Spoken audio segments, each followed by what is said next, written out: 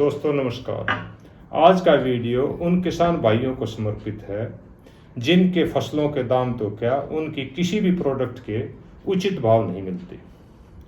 जैसे गाय का दूध किसान 50 रुपये लीटर भी नहीं बेच पाता, जबकि लाला रामदेव उसी को 100 रुपये लीटर उसका पेशाब बेच देता है। दूसरी तरफ गोबर, हमारा गोबर लगभग बेकार जाता है, बेचना तो दूर हम उसको सही उपयोग में भी नहीं ला सकते।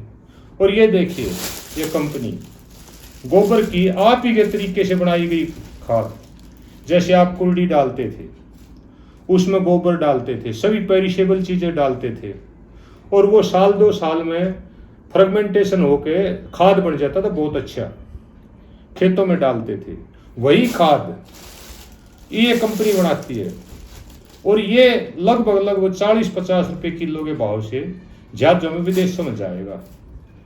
यह है मार्केटिंग का जमाना। जिस दिन किसान ने अपने फसल की मार्केटिंग करनी आ गई, उसकी आय दुगनी तो क्या कई गुना हो जाएगी। हमारी समस्या है कि हम मार्केटिंग नहीं कर सकते, क्योंकि एक आदमी उसकी पैदावार नहीं करता, हजारों लाखों किसान पैदावार करते हैं और उसके लिए जरूरी है सभी किसानों में एकता हो, सभी मेल जोल से फसल बोएं, ट्रांसपोर्टेशन इकट्ठा, मंडी में प्रॉपर फसल लेके जाएं, ना कि गांव में ही उसको बेकार की जाए।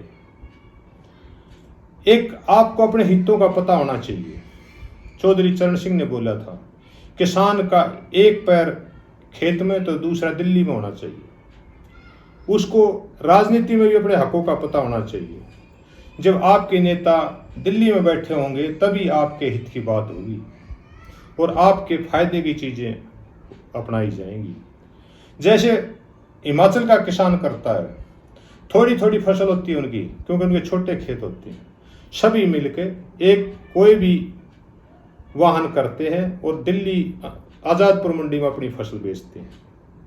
ये है। इसी तरह के आप भी अपनाइए और अपनी फसल का उचित मूल्य लेने की कोशिश कीजिए। एक उदाहरण और दूं आपको, आप ही के गेहूं आपसे 1000-1200 रुपये क्विंटल बढ़िया खरीदता है और उसी को साफ सुथरा करके बीज का नाम देकर आपको वही 4-5 गुना दामों में बेच दिया जाता है।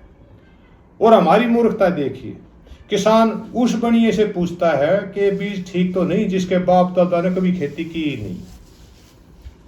ये मूर्खता छोड़िए, अपने अधिकारों को समझिए, पुराने तरीके की खेती पर लौटिए ताकि कम लागत में और बढ़िया पैदावार हो।